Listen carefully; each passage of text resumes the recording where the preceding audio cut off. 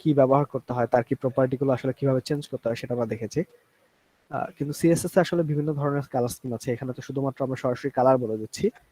এছাড়াও আমরা হচ্ছে আরজিবি কালার স্কিম দেখবো, তারপর হচ্ছে হেক্সাডেসিমাল ভ্যালু দিয়ে আসলে কিভাবে কালার সেট করতে হয়, এবং হচ্ছে এইচএসএল বা এটাকে বলে হিউ স্যাচুরেশন লাইটিং বা এইচএসভি, হিউ স্যাচুরেশন ভ্যালু, এ ধরনের কালার স্কিম ইউজ করে আমরা আসলে কালারটাকে সেট করতে পারি। সো তার জন্য আসলে এইখানের যে অ্যাট্রিবিউট সেটা তো এরকমই থাকবে। আহ, শুধুমাত্র হচ্ছে এই পাশটাতে আমাদের এর জন্য যে ভ্যালুটা সে নেবে সেই ভ্যালুটা আসলে পরিবর্তন হবে। তো সেই যেমন মনে করেন যে কালার স্কিম হিসেবে আমরা যদি আরজিবি ভ্যালু ব্যবহার করি তখন আমাদেরকে লিখতে হয় আরজিবি, দেন হচ্ছে তার মধ্যে আরজিবি মানে হচ্ছে রেড, গ্রিন এবং ব্লু।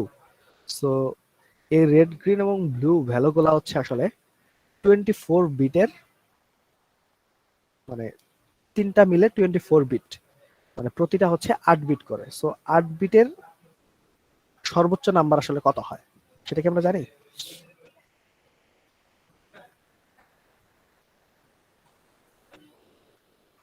8 বিট দিয়ে সর্বোচ্চ বড় কত ভ্যালু বানানো যায়?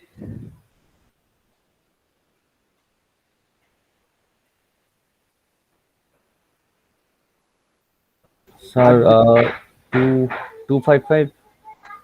হ্যাঁ 255, মানে হচ্ছে 8টা 1 যদি হয় তখন আসলে সর্বোচ্চ কত ভ্যালু আসে? 255। সো এবং 8 বিট দিয়ে আসলে সর্বনিম্ন কত ভ্যালু বানানো যায় সেটা হচ্ছে 0। সো এখানে টোটাল মিলে কতগুলো ভ্যালু হয়? 250, 256। 256টা ভ্যালু হয়। ওকে, সো এই 8 জিবি যেটা, সেটা হচ্ছে আসলে তিনটা 8 বিটের ভ্যালু মিলে একটা কালার তৈরি করে। এন্ড আমরা এটা জানি যে রেড, গ্রিন, ব্লু হচ্ছে কি প্রাইমারি কালার। সো এই কালার গুলো থেকে আমরা আসলে যে কোনো ধরনের কালার তৈরি করতে পারি। সো এখানে আমরা যেটা করব সেটা হচ্ছে আর এর জন্য একটা ভ্যালু দিব, সেই ভ্যালুটা অবশ্যই 0 থেকে 255 এর মধ্যে হতে হবে। সো 255 এর মধ্যে আমরা মনে করেন একটা ভ্যালু দিলাম 123, দেন এটা হচ্ছে রেড, মানে লাল কালার ভ্যালু আমরা এটা দিলাম।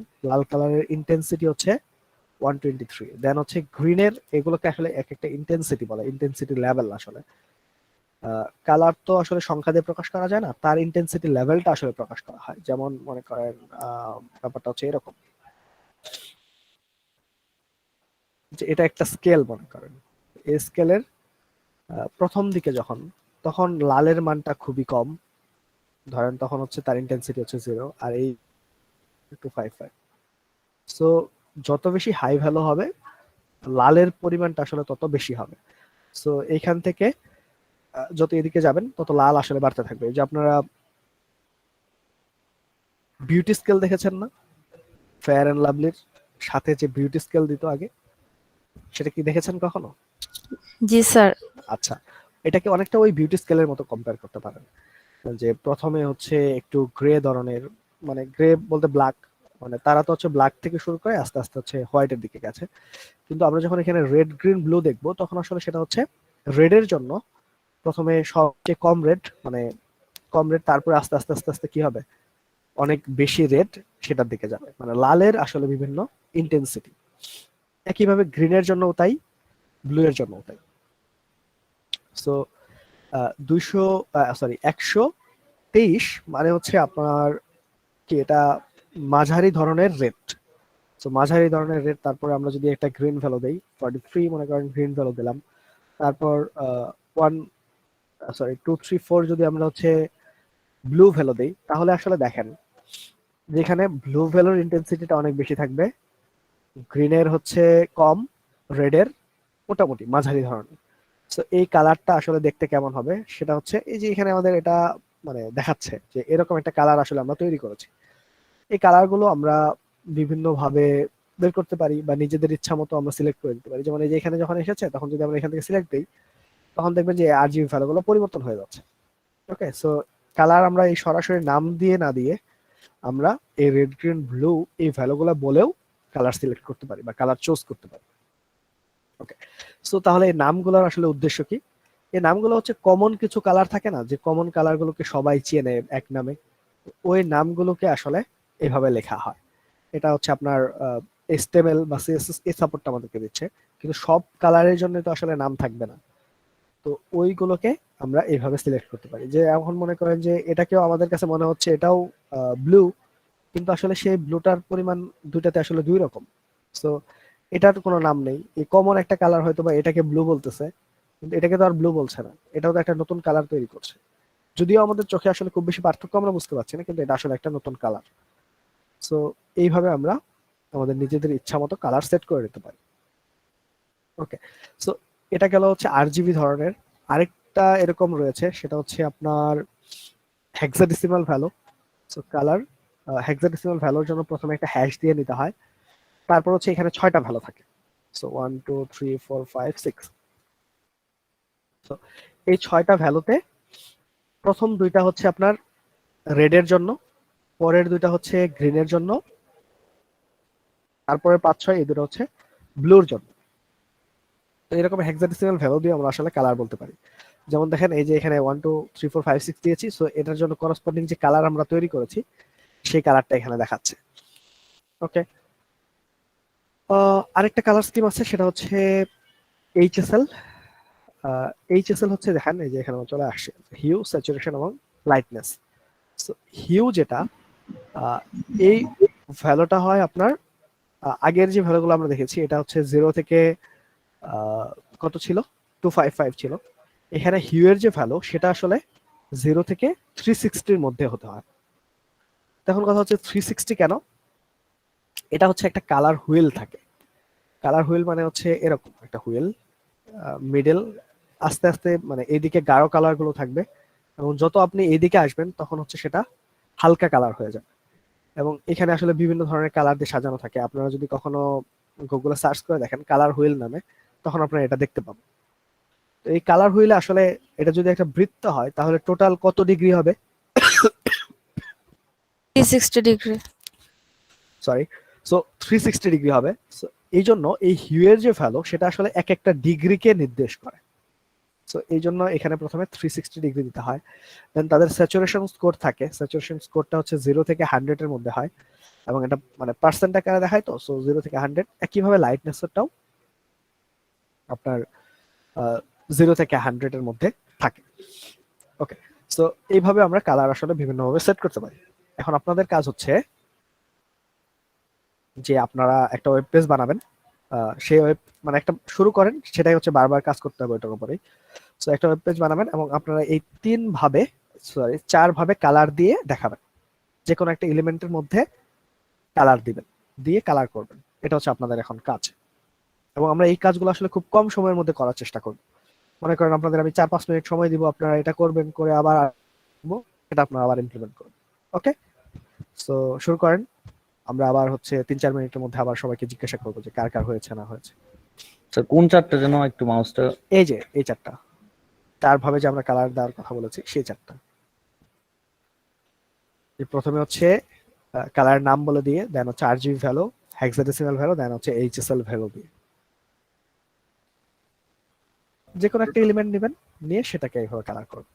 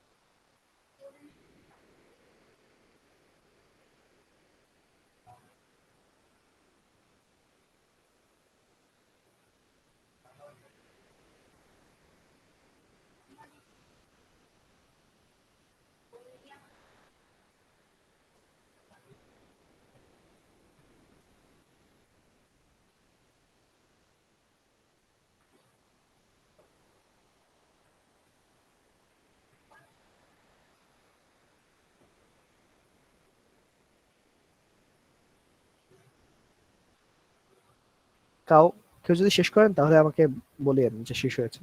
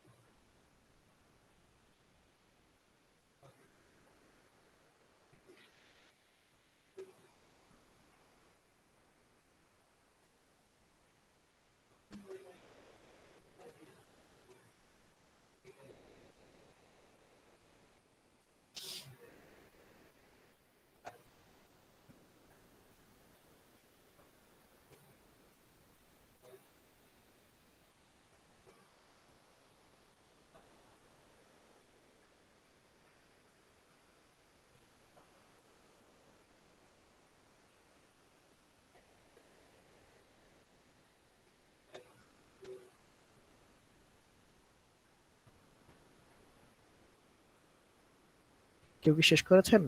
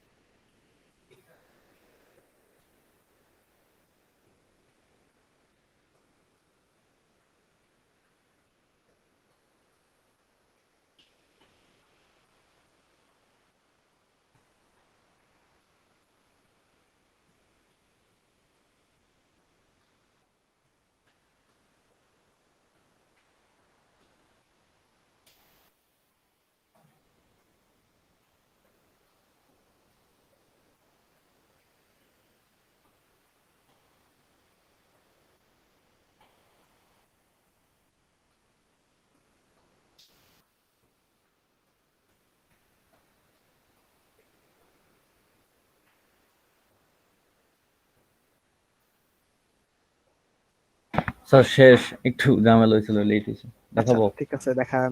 দাঁড়ান, আমি স্ক্রিন শেয়ার অফ করে দেই।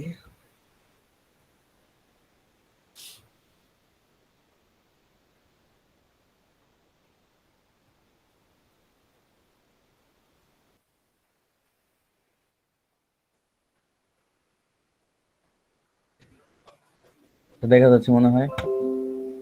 দেখা যাচ্ছে। আচ্ছা, আচ্ছা, বেশি কাজ করার দরকার ছিল না, অনেক কাজ সিম্পলি করে করছি। ফেলছেন। আচ্ছা ঠিক আছে, সিম্পল করলেই ভালো। এই যে এই চারটা কালার টেস্ট করছো। আচ্ছা, কালার স্যার ওয়ান। এটা কি কাজ করে নাই? আচ্ছা 4 দেখেন তো, নাম্বারটা 4 নম্বরটা কাজ করে না কেন? এটাই স্যার 4 বুঝতেছি নম্বরটা না। আমারটাও কাজ করতেছে না। আচ্ছা আচ্ছা আচ্ছা, ওইখানে হিউজ স্যাচুরেশন এগুলোর ভ্যালু দিতে হবে, আমি তো ভ্যালু দেইনি, ওইটা হচ্ছে অটোমেটিক্যালি এসেছে। কিভাবে ওইখানে দিতে হবে লেখেন স্যার? 0 থেকে 360-এর মধ্যে একটা ভ্যালু লেখেন, যে কোনো একটা ভ্যালু দেন। হিউ হিউ, হ্যাঁ, হিউটা কেটে দেন, কেটে দিয়ে একবারে ভ্যালু দেন, তাহলেই হবে। হিউটা কেটে আচ্ছা, দেন শুধু। হ্যাঁ,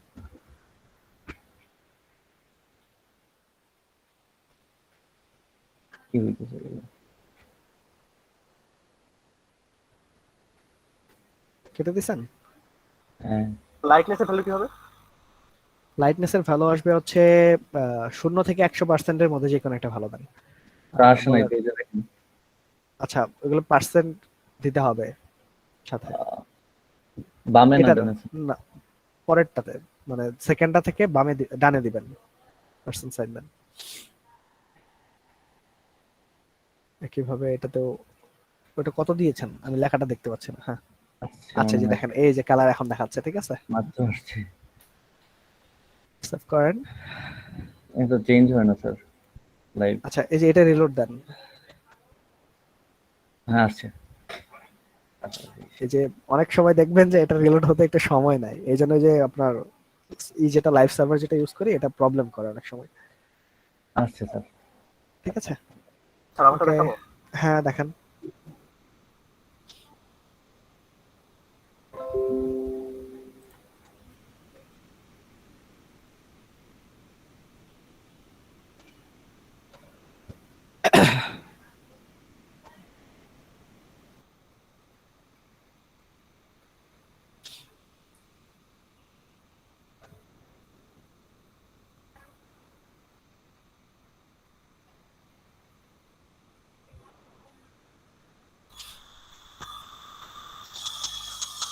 স্যার দেখা যাচ্ছে?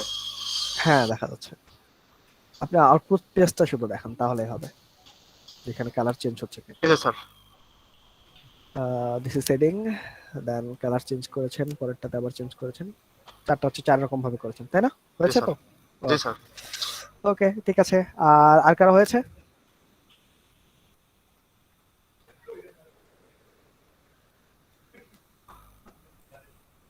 আচ্ছা, আর কেউ কি শেষ করেছেন? জি স্যার। আচ্ছা ঠিক আছে, আমরা পরবর্তীতে দেখব, এগুলো আপনার অ্যাসাইনমেন্টের সাথে অ্যাটাচ করে দেবেন সবাই। আচ্ছা স্যার। ওকে, সো এটা আমরা শুধুমাত্র একটা প্রপার্টি দেখলাম। এরকম আসলে সিএসএস এ অনেক প্রপার্টি রয়েছে, এবং সবগুলো প্রপার্টি তো আসলে এইভাবে দেখা সম্ভব হবে না। আমরা হচ্ছে অল্প অল্প করে একটু করে জানবো, এবং জেনে আপনাদের হচ্ছে অ্যাসাইনমেন্ট থাকবে যেন ওই প্রপার্টি গুলো আপনারা ইমপ্লিমেন্ট করতে পারেন। আচ্ছা, সো ব্যাকগ্রাউন্ডের ক্ষেত্রেও এটা তো আমরা হচ্ছে শুধুমাত্র কি করলাম, টেক্সটের কালার চেঞ্জ করলাম। এখন আমাদের ব্যাকগ্রাউন্ড যদি চেঞ্জ করতে হয়, সেখানেও আসলে ব্যাকগ্রাউন্ডের কালার একটা ব্যাপার আছে, এবং ব্যাকগ্রাউন্ডের কালারটা আমরা কি করতে পারি, একইভাবে এই 4টা রকমের চেঞ্জ করতে পারি। Okay. এখন ব্যাকগ্রাউন্ড হিসেবে তো সবসময় যে আমরা কালার ইউজ করব তা তো না। ব্যাকগ্রাউন্ড হিসেবে আমরা চাইলে কি ইউজ করতে পারি, ইমেজ ইউজ করতে পারি, এবং ব্যাকগ্রাউন্ডে যেটা থাকবে সেগুলোকে আসলে আমরা পরিবর্তনও করতে পারি। ও আচ্ছা, তার আগে আরেকটু বলে নিই, আমরা যেখানে কালার স্কিম 3টা দেখতেছিলাম, এছাড়াও আসলে আরো অনেক কালার স্কিম রয়েছে। যেমন একটা কালার রয়েছে এরকম যে আরজিবি ভ্যালু, সাথে হচ্ছে ওপাসিটি। ওপাসিটি মানে হচ্ছে কতটা ভিজিবল হবে। যেমন আমাদের এখানে যেটা সিলেক্ট করা আছে সেটা যদি আমরা দিয়ে দেই, যে আরজিবি কালার স্ক্রিন এবং শেয়ার। কতটা ট্রান্সপারেন্ট হবে সেটা হচ্ছে আমরা বলে দিব। এটা হচ্ছে 0 থেকে 1 রেঞ্জের মধ্যে একটা ভ্যালু। ওকে, সো এটা যদি আমরা একটু সেভ করি। ও আচ্ছা, আপনারা স্ক্রিন শেয়ার দিন, আপনারা জি দেখতে স্যার একটু পাচ্ছেন না। স্ক্রিন শেয়ার আমি দিন। সেটাই বলতেছি যে আপনারা তো কোনো কিছু বলতেছেন না, আমি আমার মতো কাজ করে যাচ্ছি। আচ্ছা, সো যদি দেখেন, আমি হচ্ছে সেকেন্ড প্যারাগ্রাফের ওপাসিটির ভ্যালুটা যদি কমিয়ে দেই, কমিয়ে দিয়ে যদি রিলোড করি, আচ্ছা আমি কি এখানে ট্যাগ ঠিক মতো দিয়েছি? p2 paragraph.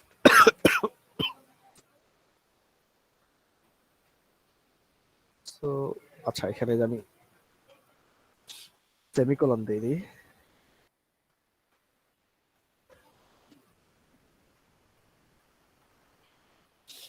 আচ্ছা, আসতেছে না। ও আচ্ছা, এটা তো 1 দিয়ে রাখছে, তাহলে তো ভালো দেখাবে।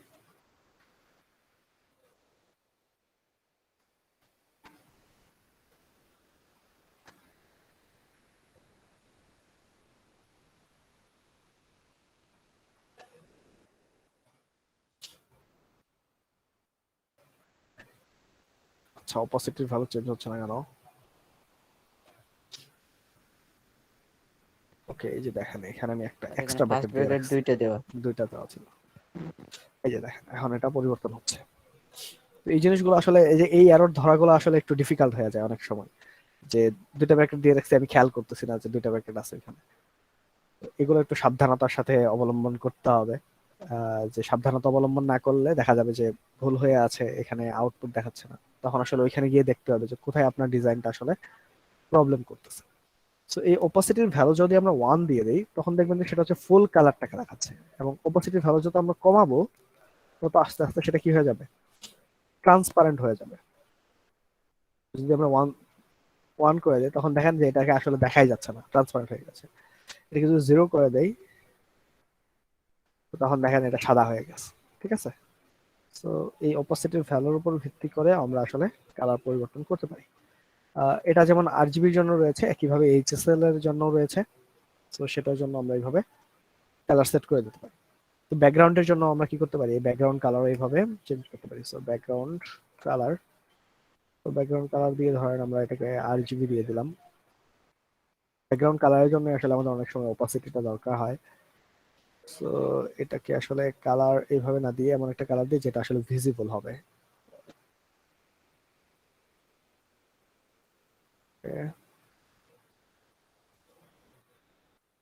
দেখেন এই যে আমাদের ব্যাকগ্রাউন্ডের কালার তৈরি হয়েছে একটা, সেটার আসলে এটা আমাদের টেক্সটটা ভালো বোঝা যাচ্ছে না। সো এটাকে এর জন্য আমরা কি করব, ব্যাকগ্রাউন্ডের অপাসিটিটা কমিয়ে দেব। আমাদের এখানে যে কালার দিয়েছি সেটা আসলে ভালো কালার হয়নি। স্যার এখানকার যে ব্যাকগ্রাউন্ড সাইজটা, এটা কি কমানো যায় কোনোভাবে?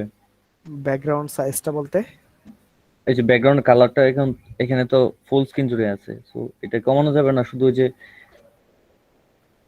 আচ্ছা, মানে এই যে পুরোটা জুড়ে আছে হ্যাঁ এটা হ্যাঁ হ্যাঁ। বলতেছেন? আচ্ছা, বলেন যে এটা পুরোটা জুড়ে কেন আছে?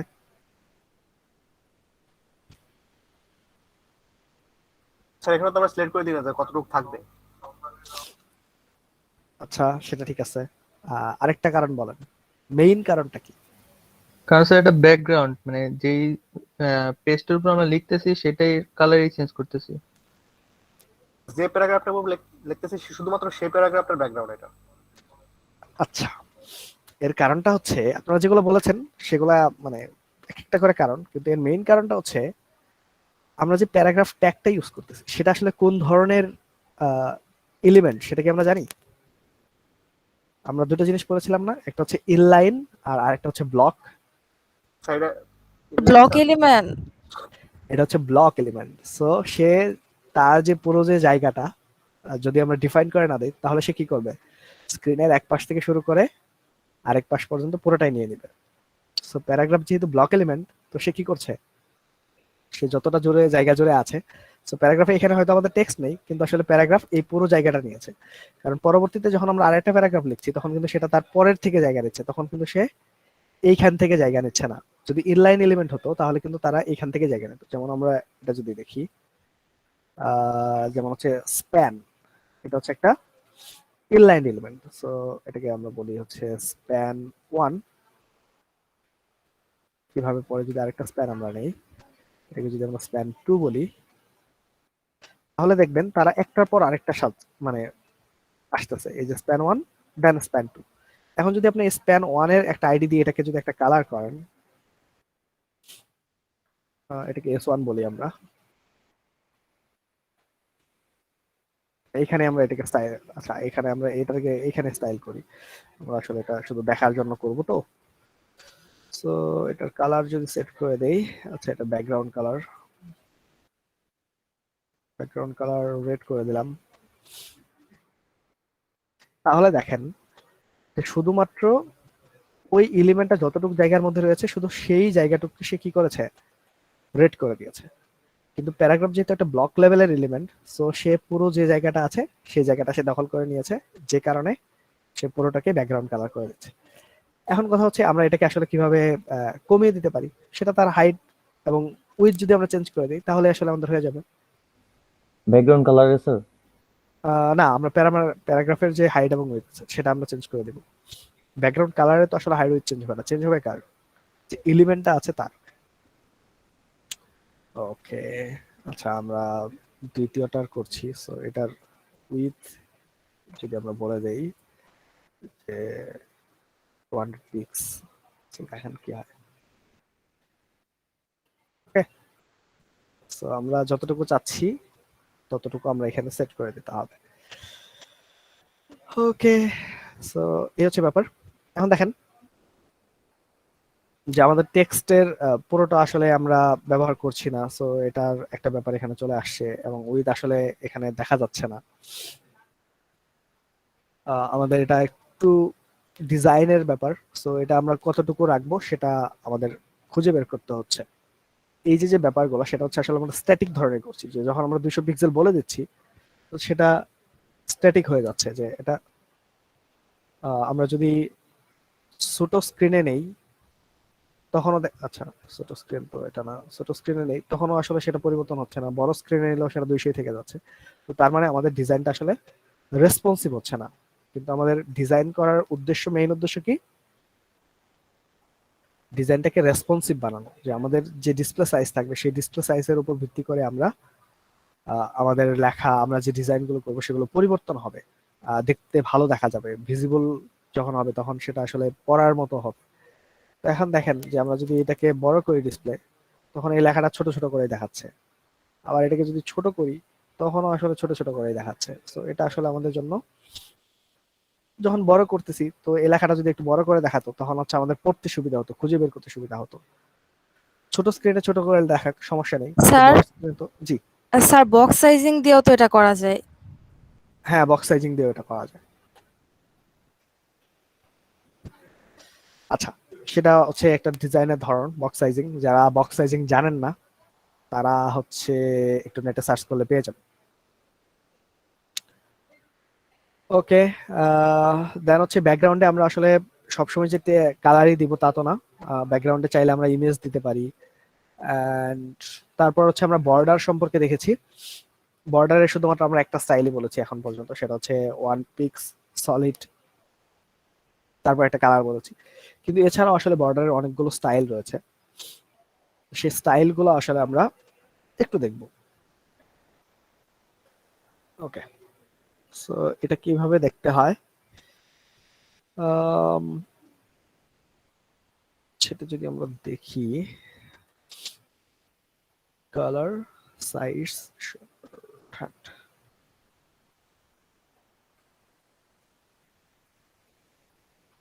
সো আমরা এখন যে যদি শুধু বর্ডার বলি তখন হচ্ছে বর্ডার দিয়ে তার মধ্যে আমরা তিনটা ভ্যালু বলে দিচ্ছি। একটা হচ্ছে 1 পিক্স, মানে এটা একটা কিছু একটা বোঝাচ্ছে যে বর্ডারের, আমরা যতটুকু দেখেছি যে বর্ডারের হচ্ছে কতটা মোটা হবে সেটা আমরা বলে দিচ্ছি। এটা যদি বাড়িয়ে দিই তাহলে হচ্ছে আপনার এই যে এরকম মোটা করে দেখাবে। দেন হচ্ছে সলিড। সলিড মানে হচ্ছে বর্ডারটার মধ্যে আসলে যে বর্ডারটা যে হচ্ছে এটা একটা সলিড লাইনের মতো হচ্ছে, কোনো ডট বা হচ্ছে অন্য কিছু হচ্ছে না। তারপর এটার কালার কি হবে সেটাও আমরা বলে দিচ্ছি। তো তা না করে আমরা হচ্ছে এইভাবেও বর্ডারটাকে সেট করে দিতে পারি। যেমন হচ্ছে এখানে আমরা যদি বলি বর্ডার, দেখেন এখানে কিছু জিনিস চলে আসছে। বর্ডার এখন যেভাবে বর্ডার করছি সেই বর্ডার দেখেন সব পাশে একই রকম থিকনেস দেখা যাচ্ছে। কিন্তু আমরা যদি চাই যে উপরের থিকনেস মোটা হবে, নিচেরটা একটু চিকন হবে, সাইডের গুলো অন্যরকম হবে, আমরা চাইলে সেই কাজটা করতে পারি। তো তার জন্য আমাদের যেটা করতে হবে, সো বর্ডারের এই যে দেখেন এখানে বলে দেওয়া আছে যে বর্ডার বটম। সো বর্ডার বটমে আমরা হয়তো এর সাইজটাকে বলে দিলাম 6 pix. Border left, border left, left সাইডে হয়তো আমরা এটাকে বলে দিচ্ছি 3 পিক্স এন্ড বর্ডার টপ, এটা মনে করেন আমাদের অনেক মোটা বর্ডার দরকার উপরে, so 10 pix and border right, এটা ধরেন দিলাম 20 পিক্স। সো এটা যদি আমরা করি তাহলে দেখেন কি হয়।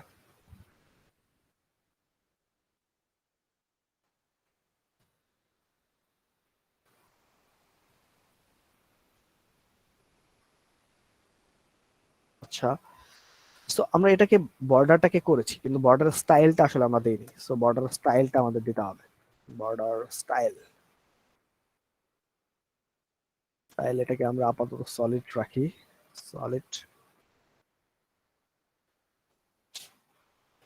বুঝতে পারছেন যে এই প্যারাগ্রাফ 1 এর জন্য বর্ডার স্টাইলটা ম্যান্ডেটরি। বর্ডার স্টাইল না দিলে আসলে কোনো কিছুই দেখাবে না। আমরা যত বর্ডারের বাকি ভ্যালুগুলো চেঞ্জ করে দিই, বর্ডার স্টাইল যতক্ষণ পর্যন্ত আমরা না দেবো তখন আসলে সেটার পরিবর্তনটা দেখা যাবে না। ওকে, খেয়াল করে দেখেন লেফট পাশের যে বর্ডারটা রয়েছে সেটা হচ্ছে 3 পিক্সেলের, বটমের যেটা রয়েছে সেটা হচ্ছে 2 পিক্সেল, টপ 10 পিক্সেল এন্ড রাইটেরটা হচ্ছে 20 পিক্সেল। সো এইভাবে আমরা আমাদের ম্যানুয়ালি যেভাবে দরকার সেভাবে করে দিতে পারি। আর এখানে আমরা যেভাবে বর্ডার করেছিলাম সেটা হচ্ছে সবার জন্য একটা কমন ফরম্যাট আমরা বলে দিয়েছি যে সবার জন্য আসলে সেটা 1 পিক্স করে হবে। ওকে, সো বর্ডার কালার যদি আমরা দিতে চাই, স্টাইলের মধ্যে আসলে বেশ কিছু স্টাইল রয়েছে। যেমন এখানে দেখেন সলিড ড্যাশড, সো ড্যাশড যদি আমরা দেই তাহলে দেখেন এই যে বর্ডারের অন্যরকম একটা স্টাইল হয়ে গেল। তারপর রয়েছে ডটেড, সো ডটেড এরকম, ডটের বিভিন্ন রকম প্রকারভেদ রয়েছে। সো এই বর্ডারের স্টাইল গুলো আপনারা চেষ্টা করে দেখবেন আপনার যখন যেরকম বর্ডার দরকার সেরকম বর্ডার দিতে হবে। ওকে, দেন হচ্ছে বর্ডারের কালার। সো বর্ডারের কালার আমরা চেঞ্জ করতে পারি। বর্ডার কালার, বর্ডার কালার মনে করেন royal blue. So royal blue মনে হয় দেয় আছে না, এই যে দেখেন ডিফল্ট কালার ছিল ব্লু, এখন সেটা রয়্যাল ব্লু হয়ে গেছে। এমন যদি মনে হয় যে না আমাদের লেফট সাইডের যে বর্ডারটা আছে সেটার কালার আমরা চেঞ্জ করব, সো বর্ডার লেফট, আচ্ছা লেফট কালার এরকম মনে হয়, বর্ডার লেফট কালার। সো সেটাকে মনে করেন আমরা কিছু একটা দিয়ে দিচ্ছি। সো লেফট সাইডে যে বর্ডারটা আছে সেটা চেঞ্জ হয়ে যাচ্ছে। এটা লেফট না করে এটাকে যদি আমরা টপ করে দিই, দেখেন এই টপের যে বর্ডারটা রয়েছে সেই বর্ডারটার কালার চেঞ্জ করে দিয়েছি আমরা। তো এইভাবে আমরা বর্ডার নিয়ে দেখতে পারি। তারপর আছে হচ্ছে মার্জিন, যে একটা এলিমেন্টের চারপাশে আসলে কত টাকা মার্জিন থাকবে সেই মার্জিনটা আমরা সেট করতে পারি। মার্জিন যে প্রপার্টি রয়েছে সেই মার্জিন দিয়ে, মার্জিন, মার্জিনের জন্য দেখেন একইভাবে টপ বটম বিভিন্ন অপশন রয়েছে। তো সেই মার্জিনগুলো, মার্জিন তো আসলে কোনো আমরা কালার দিব না, মার্জিন তো আসলে মার্জিন। সো মার্জিন আমরা যদি বলে দিই যে 100 পিক্সেলের মার্জিন থাকবে চারপাশে, সো তাহলে দেখেন যে চারপাশ থেকে সে 100 পিক্সেল করে নিয়ে নিচ্ছে, নিয়ে মার্জিন দিয়ে তারপর হচ্ছে আমাদেরকে এলিমেন্টটা দেখাচ্ছে। তারপর হচ্ছে আমরা প্যাডিং অ্যাড করতে পারি। প্যাডিং এর যে ব্যাপার সেটা হচ্ছে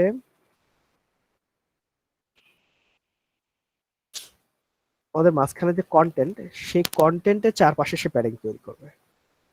মার্জিন তৈরি করেছে কি পুরো জিনিসটাকে নিয়ে, তার বাইরে হচ্ছে মার্জিন হয়, আর প্যাডিং হচ্ছে আমাদের যে কন্টেন্ট থাকবে সেই কন্টেন্টের চারপাশে হচ্ছে প্যাডিং হবে। ওকে, সো এগুলো একটু দেখতে হবে আপনাদের। তারপর হচ্ছে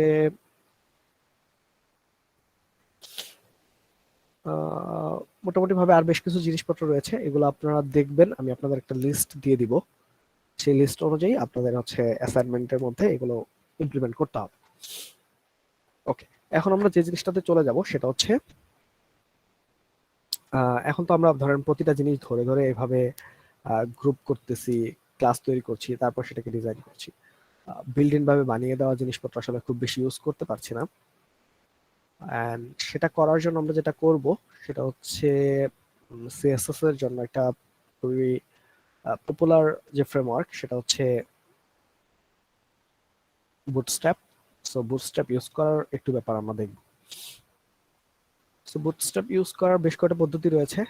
এখানে যে ইনস্টলেশনের যে বিভিন্ন ব্যাপার স্যাপার রয়েছে সেগুলো আপনারা দেখতে পারেন। আমরা হচ্ছে সরাসরি চলে যাব গেট স্টার্টেড।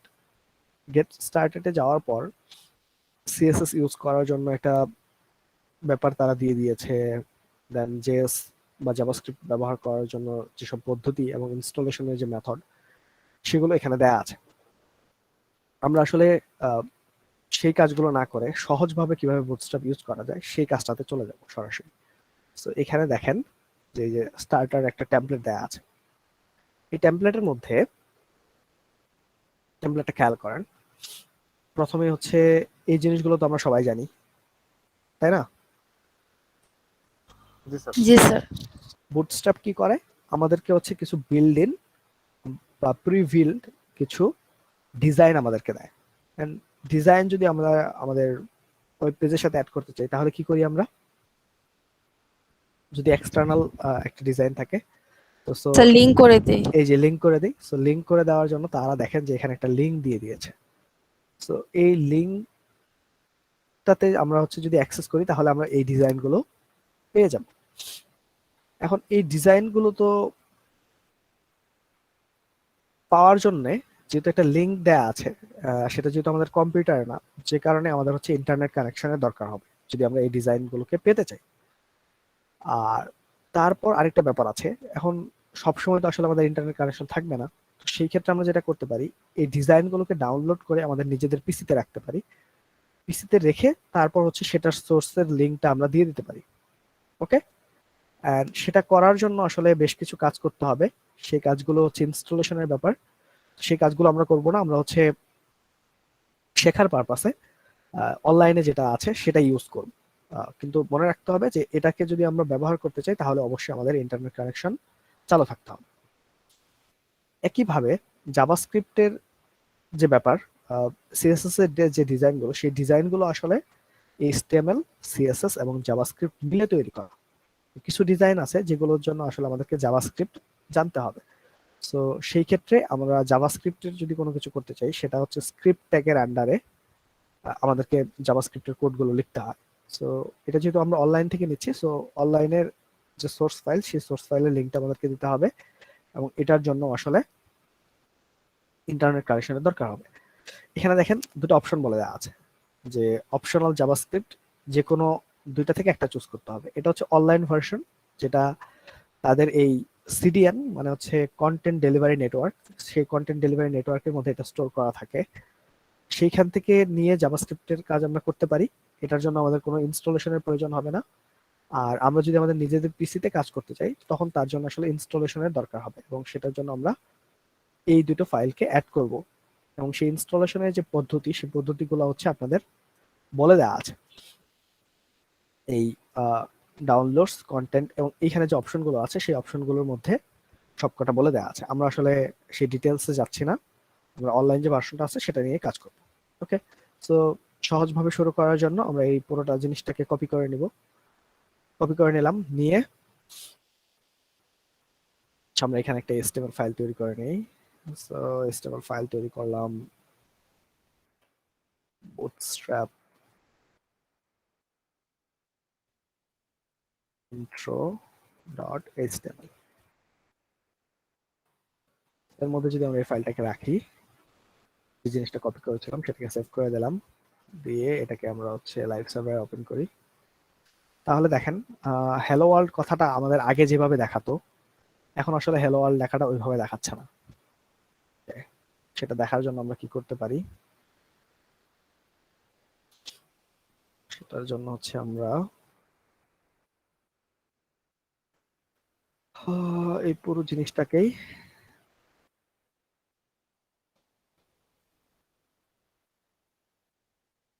কমেন্ট করে দিয়ে এখানে যদি আমরা h1 ট্যাগ দেই এন্ড লিখি হ্যালো ওয়ার্ল্ড, তাহলে দেখেন যে আমাদের এখানে হ্যালো, আচ্ছা হ্যালো ওয়ার্ল্ডের জন্য আমরা একটা ডিজাইন করে রেখেছি। সো ডিজাইনটাকে আমাদের কেটে দিতে হবে। ডিজাইনটা কেটে দিলাম। দেখেন এখানে হ্যালো ওয়ার্ল্ড কথাটা একভাবে দেখাচ্ছে, এখানে হ্যালো ওয়ার্ল্ড কথাটা অন্যভাবে দেখাচ্ছে। এর কারণ হচ্ছে সে এর জন্য একটা ডিজাইন কোথায়, এই H1 ট্যাগের জন্য একটা ডিজাইন সে কোথায় করে রেখেছে, এই লিংকের মধ্যে যে বুটস্ট্র্যাপ ফাইল মানে জাভা সিএসএস ফাইলটা আছে সেই ফাইলের মধ্যে একটা ডিজাইন করে দেওয়া আছে, সেই ডিজাইনটা আসলে এখানে চলে আসছে। ওকে, আরো এরকম অনেক ডিজাইন করে দেওয়া আছে, যে ডিজাইনগুলো আসলে আমরা আজকে অল্প অল্প করে একটু দেখব। তার আগে আসলে আমাদের বুঝতে হবে যে আমরা আসলে বুটস্ট্র্যাপ কেন ইউজ করব। প্রথম কথা হচ্ছে যে আমাদের ওয়েবসাইটটাকে যদি আমরা রেসপন্সিভ করতে চাই, রেসপন্সিভ মানে হচ্ছে যে আমাদের যে এটা কি আমরা কি বলি, পুরো উইন্ডোটাকে বলি হচ্ছে আমাদের ভিউ পোর্ট, যে আসলে আমরা কতটুকু জায়গা জুড়ে আমাদের কন্টেন্ট গুলোকে দেখতে পাচ্ছি। সেই কন্টেন্ট গুলো যখন ডিভাইস সাইজ ছোট হবে, তো তার সাথে সাথে আসলে পরিবর্তন হচ্ছে কিনা, যাতে করে সেটা আমাদের ভালো রিপ্রেজেন্টেশন, মানে আমাদের কন্টেন্টের একটা ভালো রিপ্রেজেন্টেশন হয়, সেটা করার জন্য। যে আমাদের ডিভাইস সাইজ ছোট হচ্ছে, তার মানে আমাদের এই টেক্সট গুলোকে আমরা ছোট করে দেখাচ্ছি, যাতে সেটা সেই স্ক্রিন সাইজের জন্য সুন্দর দেখায়। ডিভাইস সাইজ আমরা বড় করছি, সো সাথে সাথে আমাদের এই টেক্সটের সাইজটাও বড় করে নিলাম। এতে করে হবে কি, আমরা আমাদের ভিজিবিলিটিটা আসলে ভালো হবে, রিপ্রেজেন্টেশনটা সুন্দর হবে। এটি হচ্ছে আসলে উদ্দেশ্য। এখন দেখেন এখান থেকে আমরা এই যে ইন্সপেক্ট অপশনে যেতে পারি, গিয়ে আমরা মোবাইল ডিভাইসের জন্য যদি দেখি, যে গ্যালাক্সি ফোল্ডের জন্য এটা এরকম দেখাচ্ছে, তারপর আইপ্যাডের জন্য সেটা হচ্ছে ছোট করে দেখাচ্ছে, কারণ কি আইপ্যাডের ডিসপ্লেটা গ্যালাক্সি ফোল্ডের থেকে বড়। আবার যদি আমরা পিক্সেল টু ফোনের জন্য দেখি, তখন সেটাকে অন্যভাবে দেখাচ্ছে। এই কাজগুলো আমরা করতে পারি, আর আমাদের ডেস্কটপের জন্য এইভাবে দেখতে পারি। তো আমাদের কতটুকু জায়গা জুড়ে দেখছি সেটার একটা সাইজ হচ্ছে আমাদের এই যে এখানে থেকে দেখতে পারবো, যে কতটুকু সাইজ হচ্ছে আমাদের ডিসপ্লে রয়েছে। সেই ডিসপ্লে সাইজ অনুযায়ী আমরা আমাদের ওয়েবসাইটটাকে মডিফাই করব বা দেখাবো। আপনারা কি উদ্দেশ্যটা কি বুঝতে পেরেছেন? জি স্যার। আচ্ছা, ঠিক আছে। তো এই বুটস্ট্র্যাপ কিভাবে কাজ করে, মানে আসলে এটাকে কিভাবে রেসপন্সিভ বাড়ায়, সেই জিনিসটা সম্পর্কে আমরা একটু জেনে তারপর হচ্ছে আমরা মেইন ইমপ্লিমেন্টেশনে চলে যাব। বুটস্ট্র্যাপ যেটা করে, সে হচ্ছে পুরো ডিসপ্লেটাকে, মনে করেন যে এটা হচ্ছে আমাদের ডিসপ্লে। ওকে, আচ্ছা, আমার চিত্রটা ভালো হচ্ছে না, তার জন্য ওকে, পুরো ডিসপ্লেটাকে আসলে সে 12টা কলামে ভাগ করে।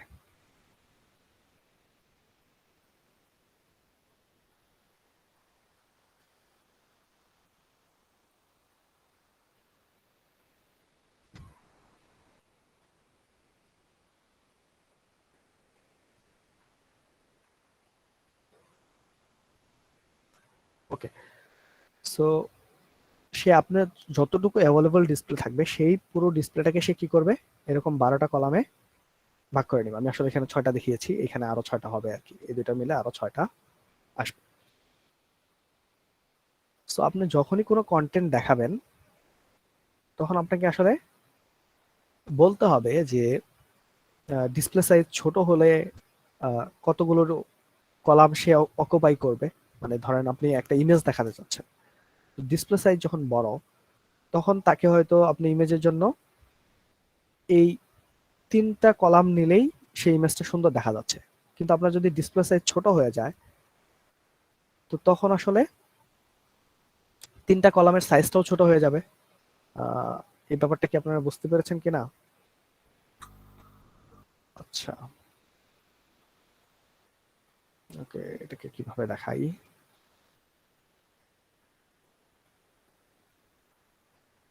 আচ্ছা, এটাকে দেখানোর একটা পদ্ধতি এমন হতে পারে, টেবিল।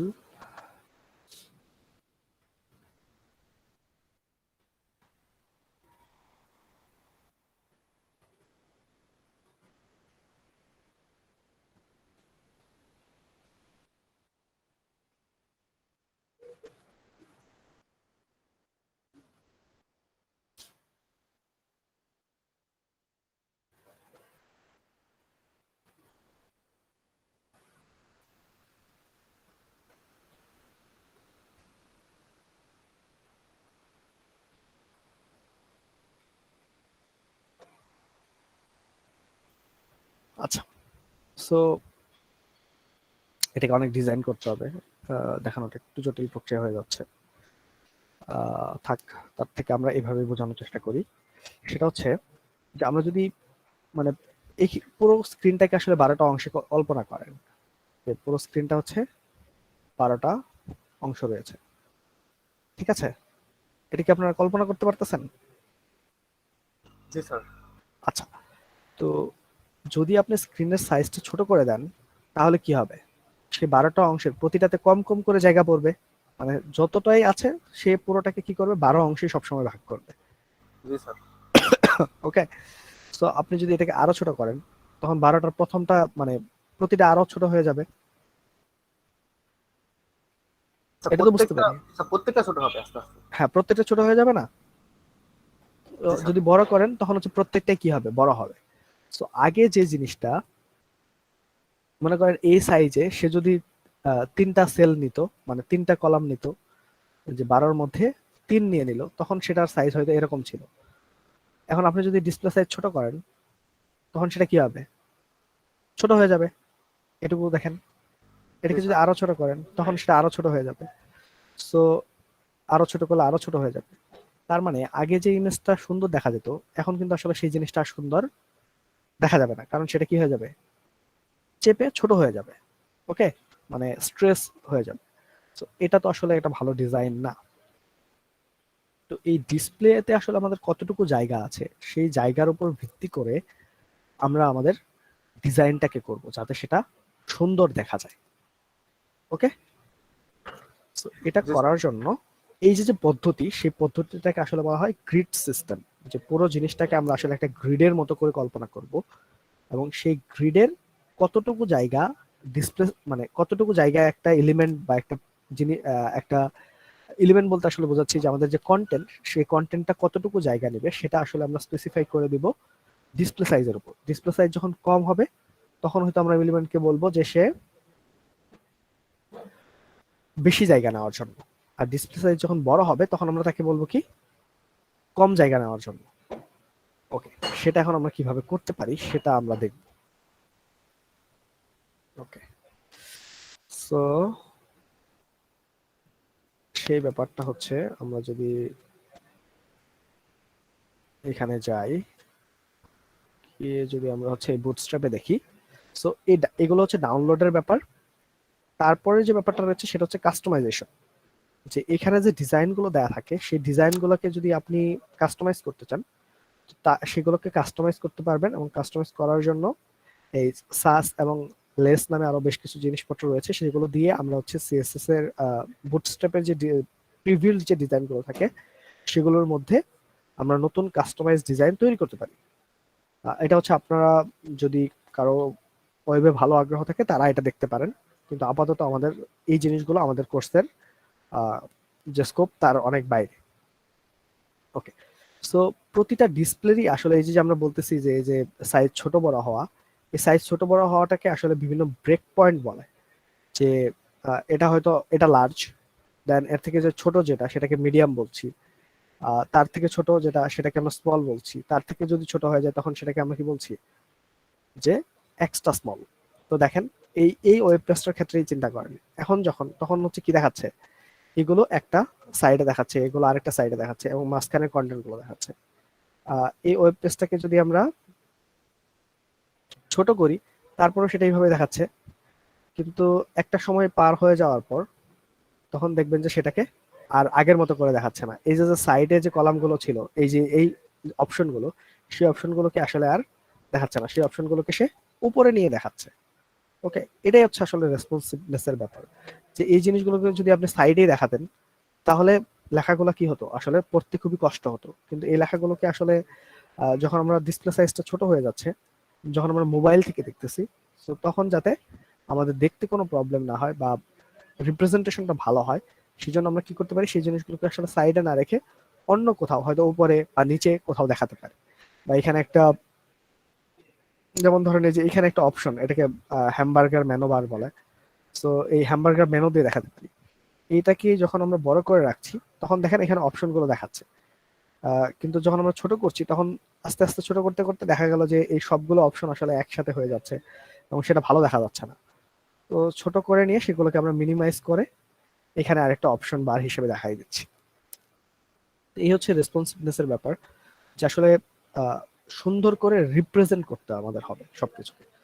সো প্রতিটা ডিভাইসের ডিসপ্লের যে সাইজ, সেই ডিসপ্লে সাইজ অনুযায়ী আসলে বিভিন্ন ব্রেক পয়েন্ট থাকে।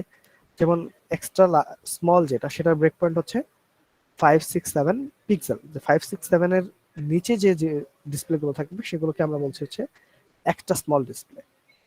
যদি সেটা 567 এর থেকে বেশি হয় এবং মিডিয়ামের যে ডিসপ্লে সাইজ আছে তার থেকে ছোট হয়, তখন সেটাকে আমরা বলছি হচ্ছে স্মল। যেমন আমরা এই যে ইন্সপেক্ট থেকে যদি দেখি, আচ্ছা কি করলাম, ইন্সপেক্ট। সো ইন্সপেক্ট যদি আমরা করি তাহলে দেখেন এই কোনার দিকে খেয়াল রাখবেন যে আসলে আমাদের ডিসপ্লের সাইজটা এখানে দেখাবে। ওই যে দেখেন 1000 এরকম কিছু একটা দেখাচ্ছে। তো সেটা আসলে কোন ধরনের ডিসপ্লের মধ্যে পড়তেছে? সেটা আসলে লার্জ ধরনের ডিসপ্লের মধ্যে পড়তেছে। যখন হচ্ছে আমরা আরো কমিয়ে নিয়ে আসবো, যেমন ধরেন আমরা যদি 768 থেকে কম নিয়ে আসি, তখন সেটা কার মধ্যে পড়ছে? স্মল এর মধ্যে। এ থেকে যদি আরো কমিয়ে নিয়ে আসি তখন সেটা হচ্ছে এক্সট্রা স্মল ডিসপ্লের মধ্যে পড়ছে। ওকে, সো এই জিনিসটা কি বুঝতে পেরেছেন সবাই? জি স্যার। আচ্ছা, সবাই কি বুঝতে পেরেছেন? আসলে এটা জি কিন্তু স্যার। আমাদের বুঝতে হবে, বুটস্ট্র্যাপ করতে হলে এই জিনিসটা বুঝতে হবে যে আসলে আহ, এগুলোকে আমরা বলতেছি এক একটা ব্রেক পয়েন্ট। ডিসপ্লে সাইজ আমরা আসলে এখানে বলে দিয়েছি যে ডাইমেনশন যদি এর থেকে ছোট বড় এই রকম কন্ডিশন দিয়ে বলছি যে এইটা এই ধরনের ডিসপ্লেকে আমরা স্মল বলবো, এই ধরনের ডিসপ্লেকে আমরা এক্সট্রা লার্জ বলবো। এবং বুটস্ট্র্যাপ যেটা করে সে হচ্ছে ছোটটা দিয়ে শুরু করে, আস্তে আস্তে বড়র দিকে যায়। মানে ডিজাইনটা এমন ভাবে করা হয় যে সে ছোটটার জন্য প্রথমে ডিজাইন করবে, তারপর আস্তে আস্তে বড়র দিকে যাবে। অ্যান্ড এই জন্য এটাকে বলা হয় মোবাইল ফ্রেন্ডলি ডিজাইন। এটাকে যদি খেয়াল করেন তাহলে দেখেন, quickly design and customise responsive mobile fast sites. Sites মানে আসলে ওয়েবসাইটস। সো বুটস্ট্র্যাপের মূল উদ্দেশ্য হচ্ছে যে মোবাইল ফ্রেন্ডলি সাইট আসলে বানানো। তার মানে মোবাইল ফ্রেন্ডলি বলতে আমরা বুঝছি যেখানে ডিসপ্লে সাইজটা আসলে কম।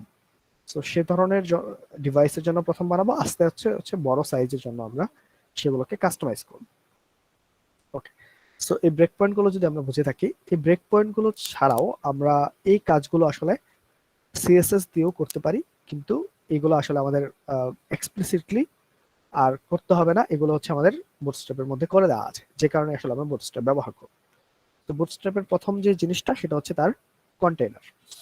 কন্টেইনারের তিনটা ধরন হয়। একটা হচ্ছে কন্টেইনার, এগুলো হচ্ছে এক একটা ক্লাস। এই যে ডট দিয়ে আসলে আমি কি বুঝতে পারছি, যেগুলো হচ্ছে সিএসএস এর ক্লাস। সো বুটস্ট্র্যাপে তিনটা ক্লাস বলে দেওয়া আছে কন্টেইনারের জন্য। একটা হচ্ছে কন্টেইনার, আর হচ্ছে কন্টেইনার ফ্লুইড, এন্ড আরেকটা হচ্ছে কন্টেইনার ব্রেক পয়েন্ট। এই কন্টেইনার ব্রেক পয়েন্ট গুলো হচ্ছে আসলে এই যে এখানে দেখেন স্পেসিফিক্যালি বলে দেওয়া আছে। এখানে ব্রেক পয়েন্ট দিয়ে আসলে ব্রেক পয়েন্টের এই যে নাম, স্মল, এমডি দিয়ে মিডিয়াম, এলজি দিয়ে large, XL and double XL. আর আরেকটা হচ্ছে কি আমরা বলেছি ফ্লুইড। সো এই কয়টা জিনিস আমরা আজকে একটু দেখে নিব যে কোন ধরনের কন্টেইনার আসলে কতটুকু জায়গা নেয় এন্ড ফ্লুইড আসলে কি করে। ওকে, সো প্রথমে আমরা একটা কন্টেইনার নিয়ে নিব। স্যার আজকে তো আর বেশি সময় নেই। হ্যাঁ হ্যাঁ হ্যাঁ, শুধু কন্টেইনারটা দেখেই শেষ করে দেবো আজকে। সো এইখানে আপনারা একটা শর্টকাট ব্যবহার করতে পারেন। ডট দিয়ে কন্টেইনার যদি লেখেন, লেখার পরে যদি ট্যাব ওপেন করে তাহলে সেটা অবশ্যই একটা ডিপ তৈরি করে দেবে আপনাকে অটোমেটিক্যালি। আপনাকে আর নতুন করে কষ্ট করতে হবে না। সো কন্টেইনার যদি কিছু নেই, নিয়ে এর মধ্যে মনে করেন আমরা একটা আম, এখানে কোনো একটা লেখা দেখাই, তাই না? না দেখালে কেমন দেখা যায়? Hello world.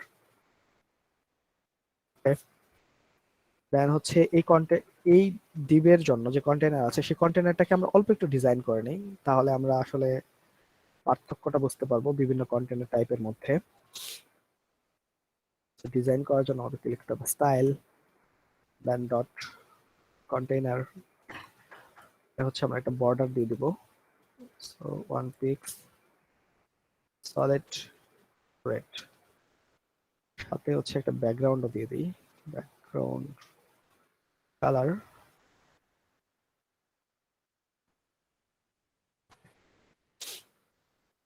সো এখন যদি আমরা এটা লোড করি,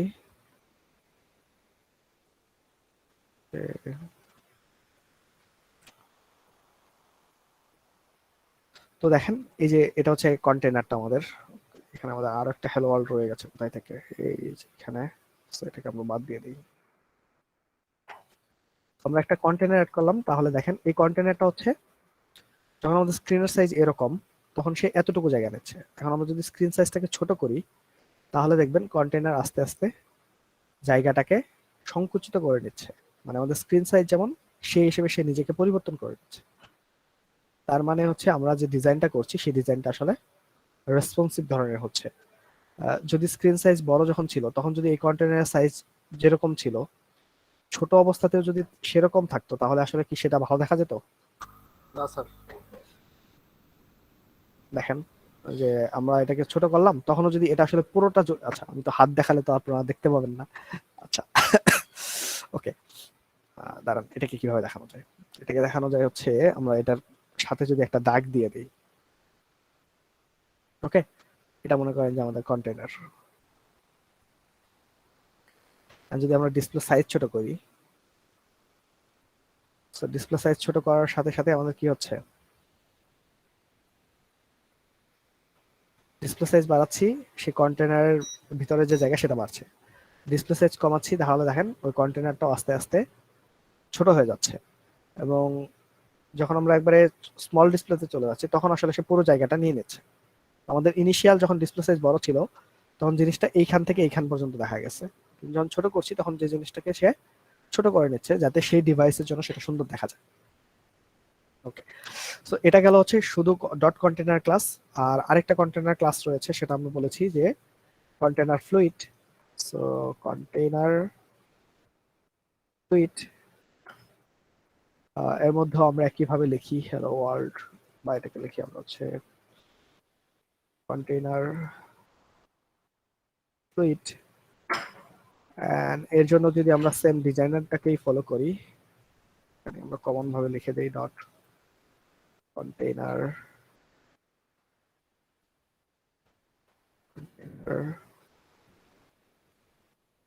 ফ্লুইড। সো এখন যদি দেখেন, কন্টেনার ফ্লুইডের কাজ হচ্ছে সে পুরো ডিসপ্লে যতটুকু জায়গা থাকবে সেই জায়গাটুকু পুরোটাকেই সে নিয়ে নেবে। তো এখন যদি আমরা এটাকে ছোট করি বা বড় করি, দেখেন কন্টেনার যেটা সেটা হচ্ছে ডিভাইসের সাইজের অনুযায়ী চেঞ্জ হচ্ছে, কিন্তু কন্টেনার ফ্লুইড যেটা, সেটা হচ্ছে ডিভাইসের পুরো জায়গাটাকেই সে সবসময় নিয়ে রাখতেছে। ওকে, পার্থক্যটা বুঝতে পেরেছেন? জি স্যার, কিন্তু স্যার একসময়ের সাথে দুটোই সেম হয়ে যাচ্ছে। এক সময় যেটা হচ্ছে স্মল ডিসপ্লের জন্য, তখন সেটা হচ্ছে সেম হয়ে যাচ্ছে, কিন্তু বাকি সব ক্ষেত্রে কিন্তু আসলে পুরো জায়গাটা নিচ্ছে। এই কন্টেনার যে ফ্লেক্সিবিলিটি, মানে শুধু কন্টেনার ক্লাস যেটা, সেটা হচ্ছে স্মলের জন্য পুরো জায়গাটা নেবে, কিন্তু বাকিদের ক্ষেত্রে সে হচ্ছে মার্জিন রেখে তারপরে জায়গা নিচ্ছে। ওকে, এটা আমরা কোথায় থেকে দেখতে পাবো? এই যে দেখেন, এখানে দেখেন। তো কন্টেনার ক্লাস, এটা হচ্ছে কন্টেনার। যখন হচ্ছে সে স্মল ডিসপ্লেতে যাচ্ছে, তখন সে ডিসপ্লের পুরো অংশটাকে ব্যবহার করছে। যখন সে এক্সট্রা স্মলে যাচ্ছে, তখন সে পুরো অংশটা ব্যবহার করছে। আর যখন স্মলে যাচ্ছে, তখন সে কতটুকু অংশ ব্যবহার করবে? 540 540 যে অংশটা আছে, সে অতটুকু পিক্সেল ব্যবহার করবে। যখন মিডিয়াম স্ক্রিনে যাবে, তখন সে এতটুকু ব্যবহার করবে। যখন লার্জে যাবে, তখন এতটুকু। এক্সট্রা লার্জে গেলে এতটুকু জায়গা ব্যবহার করবে। কিন্তু কন্টেনার ফ্লুইড যে, তার ক্ষেত্রে দেখেন সে সব ক্ষেত্রে 100% জায়গাটাকেই ব্যবহার করছে। বুঝতে পেরেছেন? জি স্যার। আচ্ছা, তো এই গেল হচ্ছে কন্টেনার এবং কন্টেনার ক্লাসের মধ্যে পার্থক্য, কন্টেনার ফ্লুইডের মধ্যে পার্থক্য। আমরা নেক্সট ক্লাসে হচ্ছে যে গ্রিডের যে ব্যাপারটা আমরা আলোচনা করেছি, সেই গ্রিডের ব্যাপারটা দেখব। আজকে খুব বেশি সময় বাকি নেই, তো আপনাদের অ্যাটেন্ডেন্সটা দিয়ে আমরা ক্লাসটাকে শেষ করে দিই।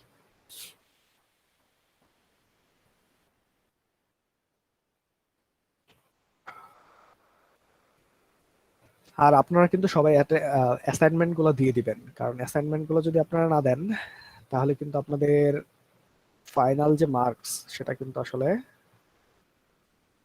ভালো আসবে না। কারণ এটা কিন্তু ক্লাসের ইভ্যালুয়েশন কিন্তু করতে হবে। ঠিক আছে? ওকে, সো 01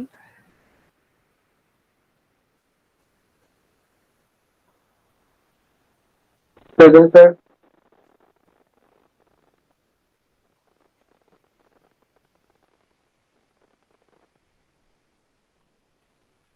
ওকে, 01 আছেন?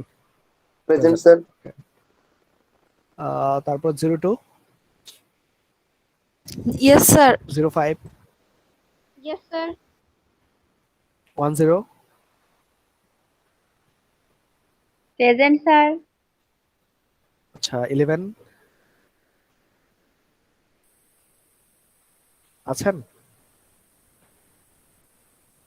13, Yes, sir. 14, yes sir. 15, Present, sir. 16,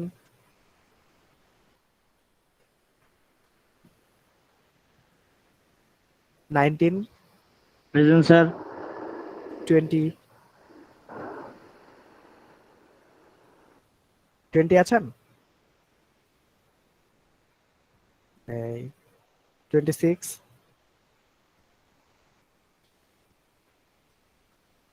29, Yes, sir.